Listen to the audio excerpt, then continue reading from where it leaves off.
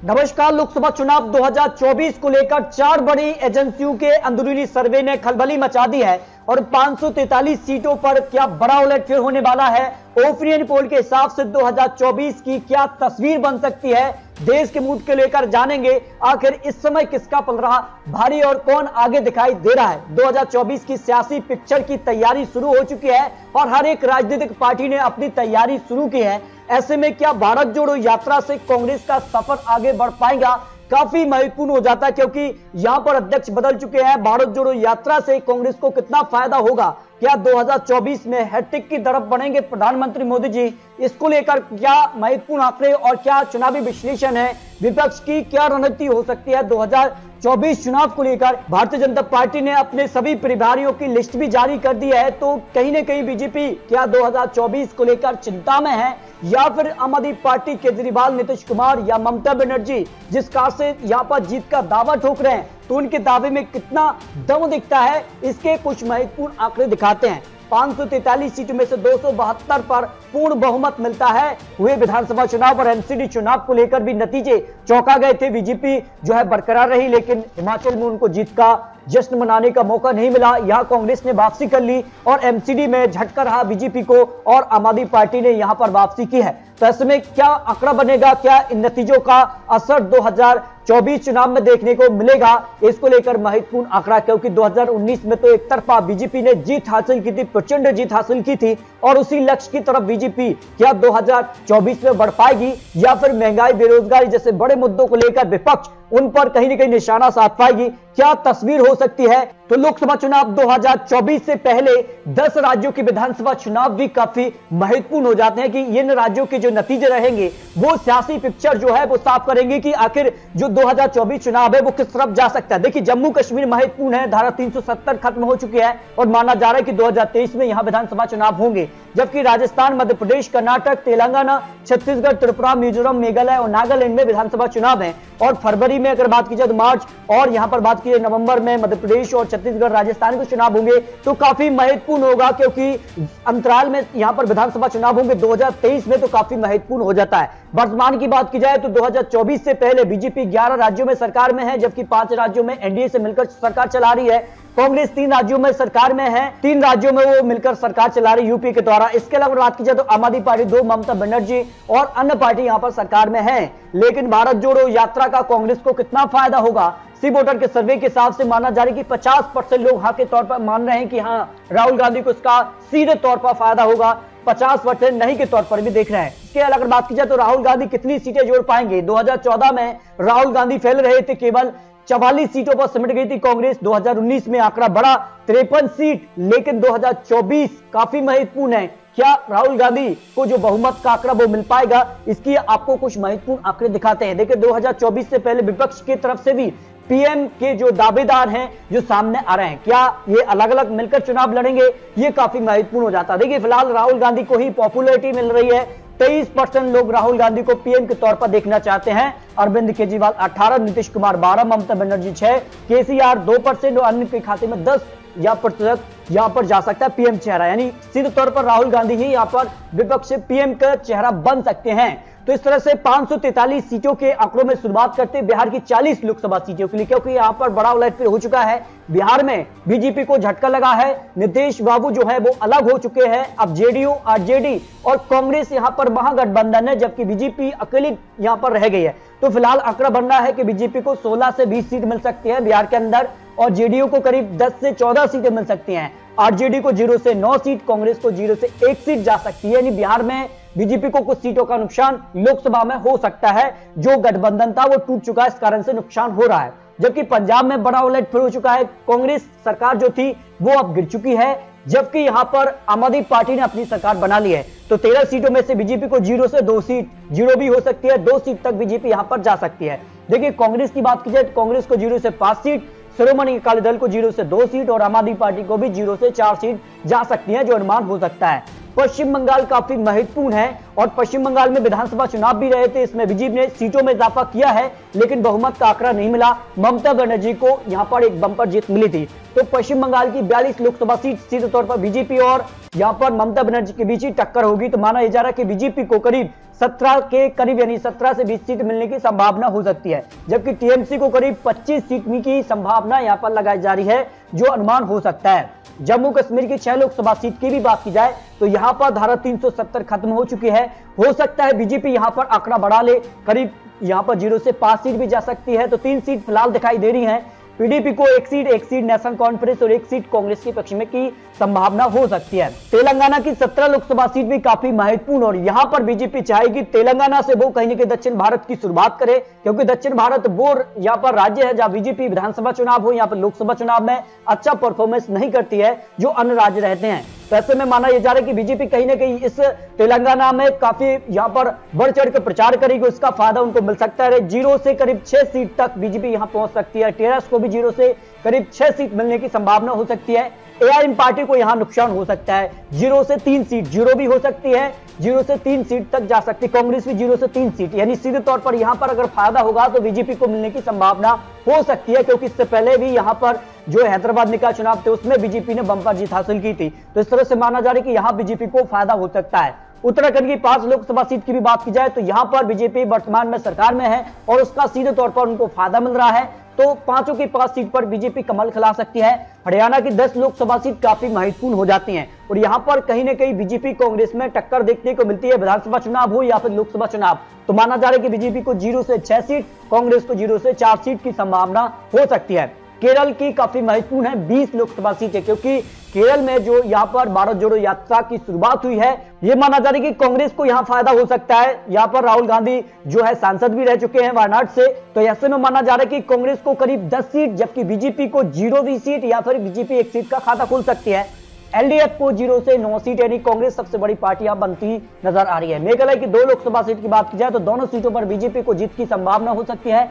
दिल्ली काफी महत्वपूर्ण हो जाता है, क्योंकि दिल्ली एमसीडी में बीजेपी को यहां झटका लगा है और अब माना जा रहा है कि कहीं ना कहीं आम आदमी पार्टी जो विधानसभा चुनाव है एमसीडी में वो कब्जा जमा चुके हैं। अब लोकसभा की 7 सीटों पर उनकी नजर है, तो क्या उनको यहां पर जो है सीटों पर जीत की संभावना हो सकती है। फिलहाल बीजेपी को 1 सीट का नुकसान की संभावना है, क्योंकि एमसीडी में कई ऐसे सांसद रहे थे जो अपने यहां पर क्षेत्र को बचा नहीं पाए, तो उनको झटका रहा था। आम आदमी पार्टी काफी आगे निकली थी, इस कारण बीजेपी को करीब यहां पर 0 से 6 सीट भी हो सकती है और 1 सीट आम आदमी पार्टी के पक्ष में जा सकती है। अरुणाचल प्रदेश की 2 लोकसभा सीट की बात की जाए तो दोनों सीटों पर बीजेपी को कमल खिलने की संभावना है।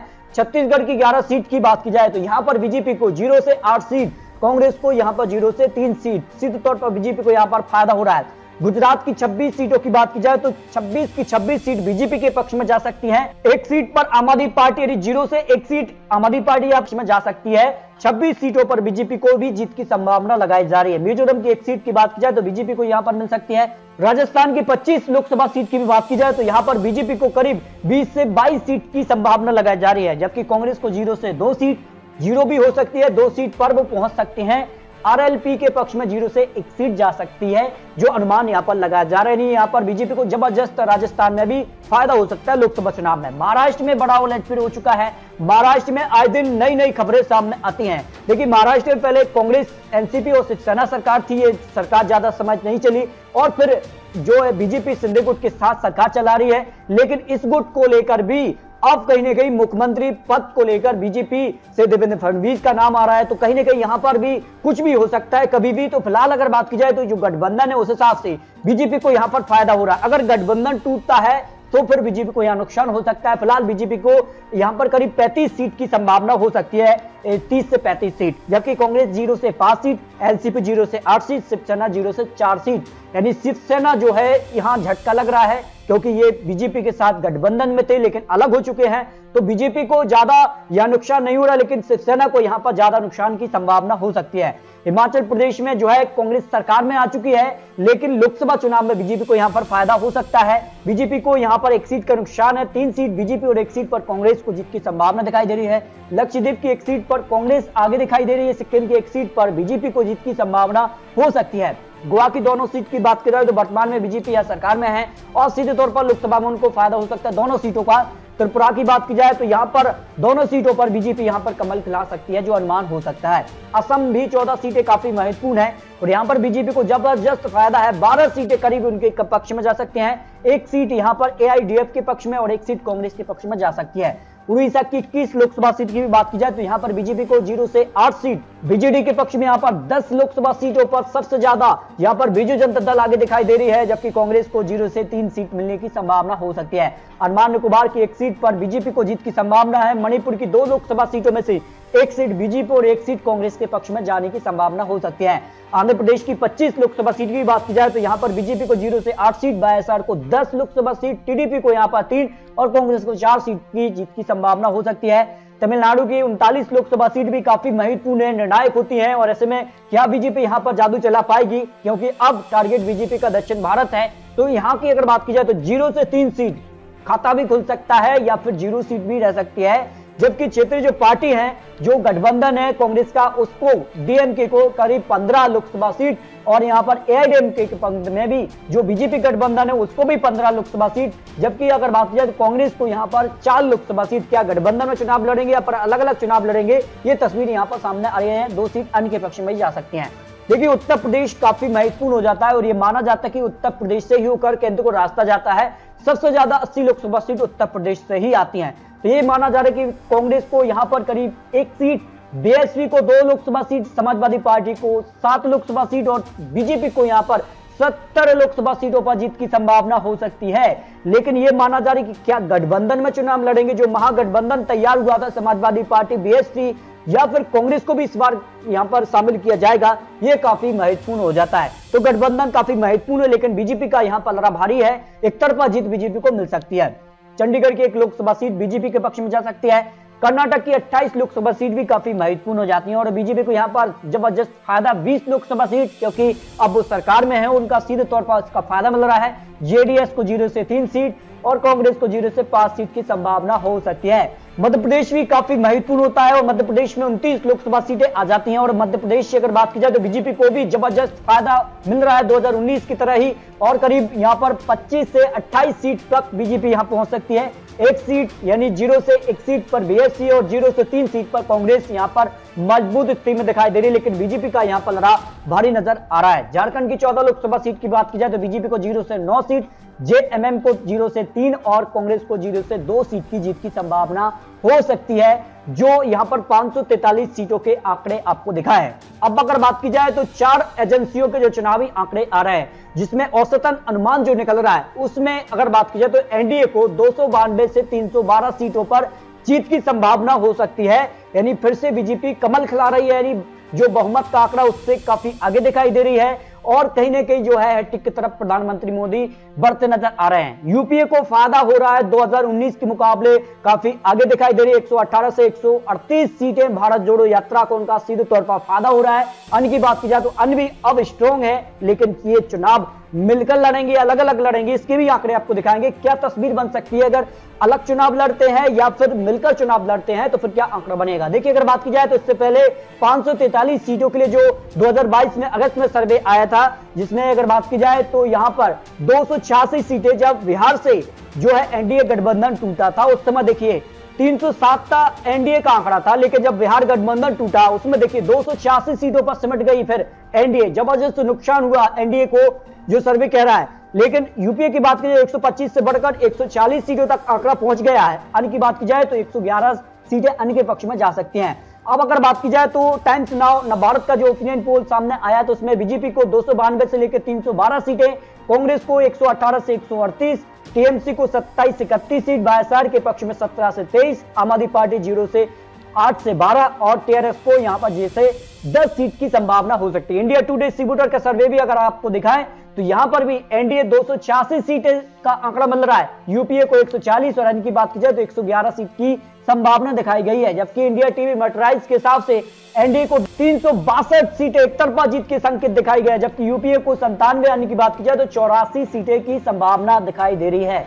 देखिए अगर आप बात की जाए तो अगर जो विपक्ष एक साथ मिलकर चुनाव लड़ता है, जिसमें शिवसेना है अन्य में, और यहां पर बात की जाए आम आदमी पार्टी, तृणमूल कांग्रेस, शिवसेना यूपीए में आ जाते हैं, तब देखिए आंकड़ा क्या बनता है। एनडीए 264 पर समझ सकती है। जबरदस्त कभी 89 सीटों का नुकसान उनको हो सकता है अगर जो महागठबंधन बनता है, सारे जो संगठन है वो एक साथ मिलकर चुनाव लड़ते। यूपीए 230 सीटों तक पहुंच रहा है। यूपीए यानी की बात की जाए तो 49 सीटें हैं। फिर एनडीए में यहां पर खलबली देखने को मिल सकती है अगर विपक्ष एक साथ मिलकर चुनाव लड़ता है, तब ये आंकड़े बन रहे हैं। इसके लिए मिशन 2024 की तैयारी शुरू है, नीतीश का मिशन है। और इसमें अगर बात की जाए प्रशांत किशोर काफी महत्वपूर्ण माने जाते हैं, तो प्रशांत किशोर की रणनीति पर क्या विपक्ष एक साथ मिलकर चुनाव लड़ेगा? क्या बीजेपी को 2024 में हैट्रिक की तरफ बढ़ेंगे प्रधानमंत्री मोदी जी? ये आने वाला वक्त ही बताएगा। या वनवास पर गई कांग्रेस की वापसी होगी? क्या विपक्ष एक साथ मिलकर चुनाव लड़ेगा? ये तो आने वाले वक्त ही बताएगा। तो आपको क्या लगता है? अपनी राय रख सकते हैं, क्योंकि ये तो चुनावी आंकड़े, चुनावी अनुमान है। आने वाले वक्त में आंकड़े बदल भी सकते हैं। तो दोस्तों मिलते हैं और लेटेस्ट और महत्वपूर्ण विश्लेषण के साथ। तब तक के लिए जय हिंद, जय भारत।